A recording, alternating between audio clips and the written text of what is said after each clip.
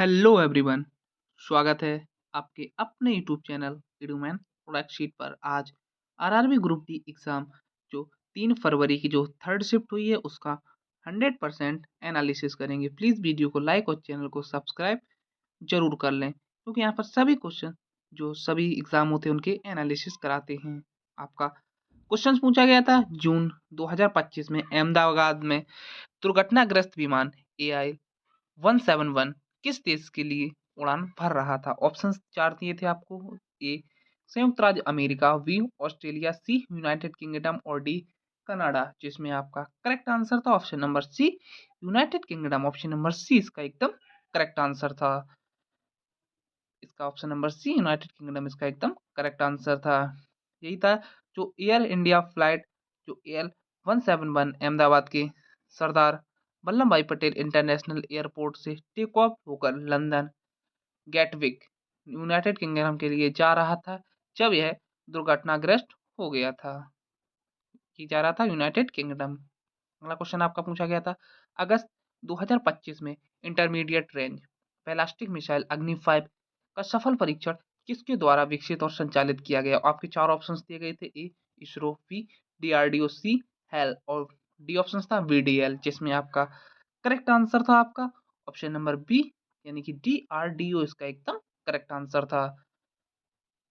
Option number B इसका एकदम correct answer था। यही दिया गया है कि अग्नि 5 इंटरमीडिएट रेंज बैलिस्टिक मिसाइल को भारत की रक्षा अनुसंधान एवं विकास संगठन यानी कि defence research and development organisation ने स्वदेशी रूप से विकसित किया है, और इसका अगस्त 2025 में सफल परीक्षण भी इसी के स्टैंडर्ड फोर कमांड की निगरानी में किया गया।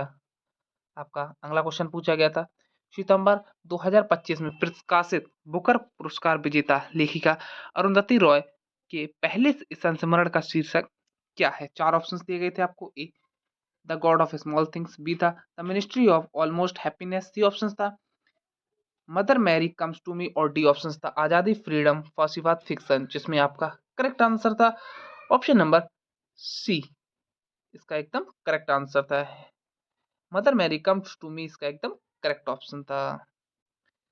ये दिया गया है कि अरुंधति रॉय का पहला संस्मरण Mother Mary comes to me नाम से सितंबर 2025 में प्रकाशित हुआ।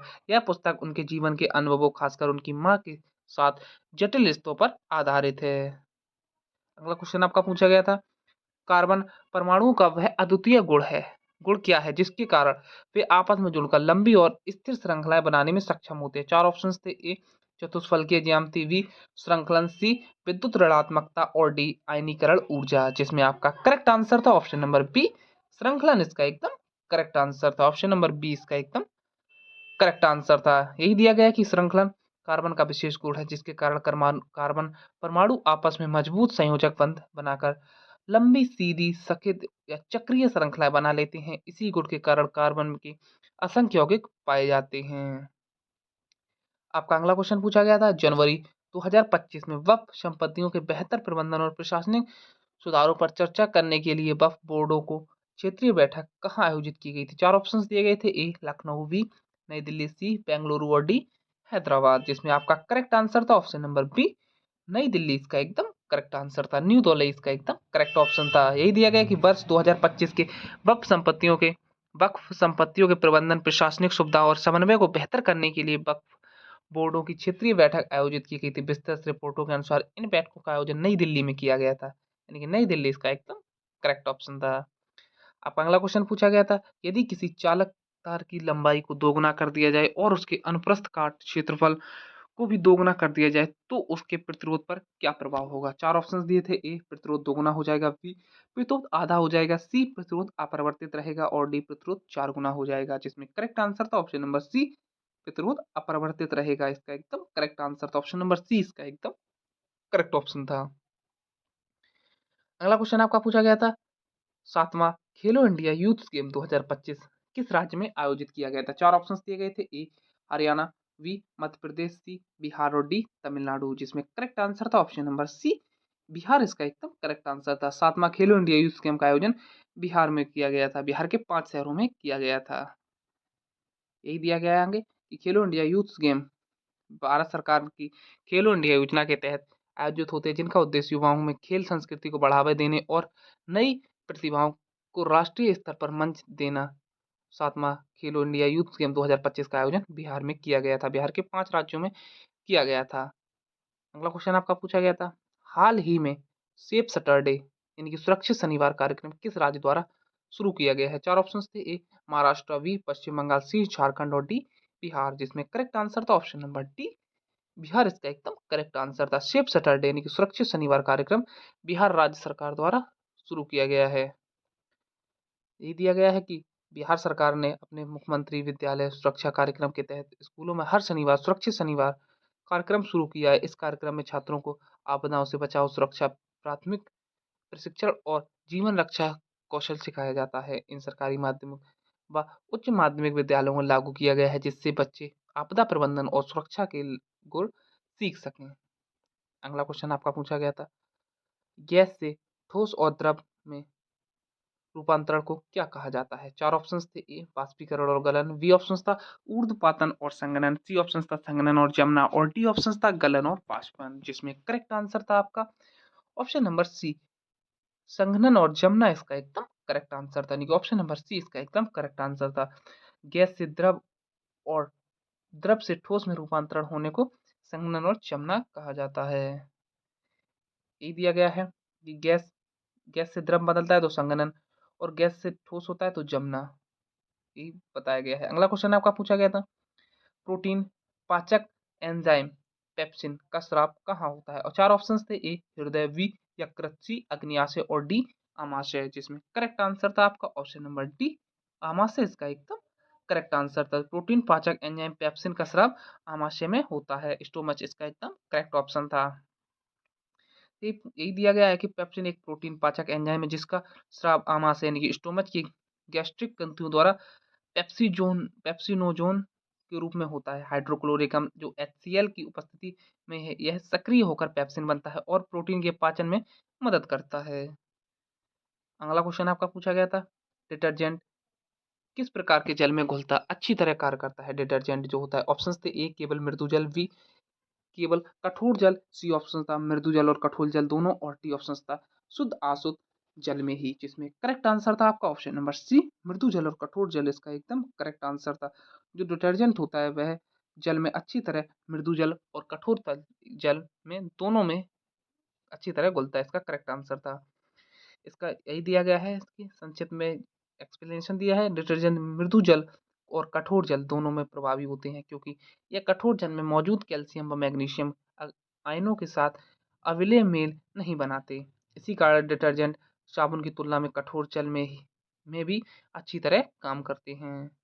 ऑप्शन नंबर सी इसका एकदम करेक्ट आंसर था। अगला क्वेश्चन आपका पूछा गया था, भारत ने राफेल लड़ाकू विमान किस देश से खरीदे हैं? 4 ऑप्शंस दिए गए थे। ए रशिया, बी संयुक्त राज्य अमेरिका, सी फ्रांस और डी इजराइल, जिसमें करेक्ट आंसर था आपका ऑप्शन नंबर सी फ्रांस इसका एकदम करेक्ट आंसर था।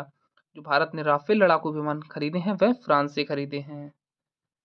यही दिया गया है कि भारत ने राफेल लड़ाकू विमान फ्रांस की कंपनी डेसोल्ट एविएशन से खरीदे हैं। ये विमान भारतीय वायुसेना की ताकत बढ़ाने के लिए शामिल किए गए हैं। अगला क्वेश्चन आपका पूछा गया था, सबसे अधिक विविधता किसमें पाई जाती है? 4 ऑप्शंस थे। ए हाइड्रा, बी अमीबा, सी अलैंगिक जनन और डी लैंगिक जनन, जिसमें आपका करेक्ट आंसर था ऑप्शन नंबर डी लैंगिक जनन इसका एकदम करेक्ट आंसर था ऑप्शन नंबर डी। सबसे अधिक विविधता लैंगिक जनन में पाई जाती है। यही दिया गया कि लैंगिक जनन में दो माता पिता के गुणसूत्र मिलते हैं, जिससे संतानों में जैविक विविधता जेनेटिक वेरिएशन अधिक होती है। अलैंगिक जनन में संतान माता पिता के समान होती है, इसलिए विविधता कम होती है। अगला क्वेश्चन आपका पूछा गया था, निम्नलिखित में से कौन सा जीव बाहर निषेचन करता है? 4 ऑप्शन थे। ए मनुष्य, बी मछली, सी मुर्गी और डी हाथी, जिसमें आपका करेक्ट आंसर था ऑप्शन नंबर बी यानी कि मछली फिश इसका एकदम करेक्ट आंसर था। यह बाहर निषेचन करती है। ये दिया गया है कि बाहर निषेचन में अंडाणु और शुक्राणु जल में मिलकर निषेचित होते हैं। मछली और मेढक जैसे जलीय जीव इस प्रक्रिया का उदाहरण है। मनुष्य, मुर्गी और हाथी में अंतर निषेचन होता है। इंटरनल फर्टिलाइजेशन होता है मनुष्यों में। अगला क्वेश्चन आपका दिया गया था, एक न्यूरॉन में तंत्रिका आवेग सबसे पहले किस भाग से शुरू होता है? 4 ऑप्शंस थे। A axon, B dendrite, C option था साइटोन और डी ऑप्शन था टर्मिनल एंड, जिसमें आपका करेक्ट आंसर था ऑप्शन नंबर सी साइटोन, यानी कि कोशिका देह इसका एकदम करेक्ट आंसर था। सेल बॉडी इसका एकदम करेक्ट ऑप्शन था। यही दिया गया है कि तंत्रिका आवेग साइटोन एक एक्साटेबल क्षेत्र में शुरू होता है जिससे एक्सॉन कहा जाता है। वहां से आवेग एक्सॉन के माध्यम से अग्रसर होता है और अंततः टर्मिनल एंड तक पहुंचता है। डेट्राइट केवल संकेत ग्रहण करते हैं, आवेग की उत्पत्ति वहां नहीं होती है।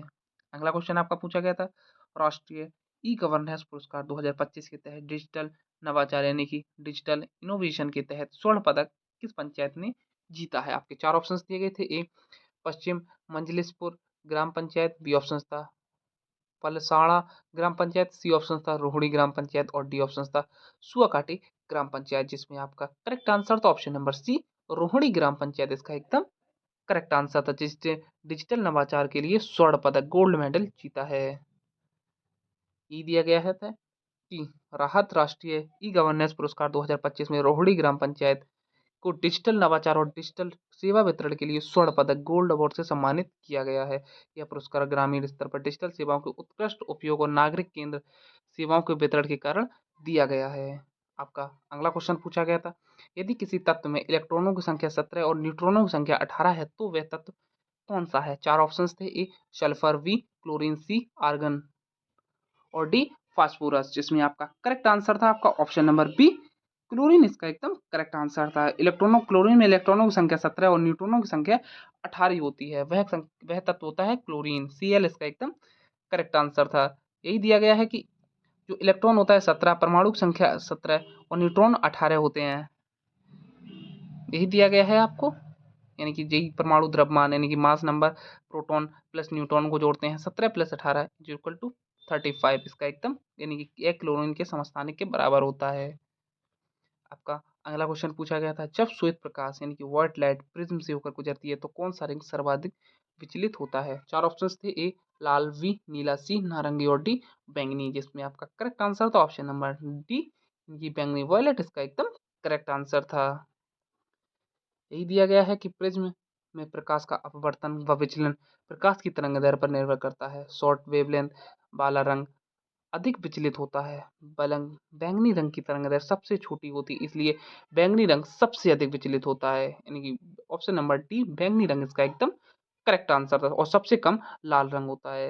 अगला क्वेश्चन आपका पूछा गया था, फरवरी 2025 में WTA 1000 खिताब जीतने वाली सबसे कम उम्र की खिलाड़ी का नाम क्या है? चार ऑप्शंस दिए गए थे। A Aryna Sabalenka, B Coco Gauff, C Mirra Andreeva और डी ऑप्शन था जेमी स्मिथ, जिसमें करेक्ट आंसर था आपका option number C Mirra Andreeva इसका एकदम करेक्ट आंसर था। Option number C Mirra Andreeva इसका एकदम करेक्ट ऑप्शन था, जो सबसे कम उम्र की खिलाड़ी बनी है। WTA 1000 खिताब जीतने वाली सबसे कम उम्र की खिलाड़ी मीरा एंड्रीवा इसका एकदम करेक्ट आंसर था। यही दिया गया कि 17 वर्षीय रूसी खिलाड़ी है, रूस की हैं मीरा एंड्रीवा ने 22 फरवरी 2025 को दुबई टेनिस चैंपियनशिप के फाइनल में जीत दर्ज करते हुए WTA 1000 टाइटल जीता और वह इस स्तर में सबसे अधिक जीतने वाली सबसे कम उम्र की खिलाड़ी बनी है।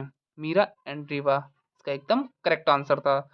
आपका अगला क्वेश्चन पूछा गया था, बजट 2025 में मुख्य रूप से किस राज्य के लिए ग्रीनफील्ड हवाई अड्डों की घोषणा की गई है? चार ऑप्शंस थे। ए राजस्थान, बी बिहार, सी तेलंगाना और डी महाराष्ट्र, जिसमें आपका करेक्ट आंसर था ऑप्शन नंबर बी यानी कि बिहार इसका एकदम करेक्ट आंसर था, जिसमें ग्रीनफील्ड हवाई अड्डों की घोषणा की गई है। बिहार इसका एकदम करेक्ट आंसर था।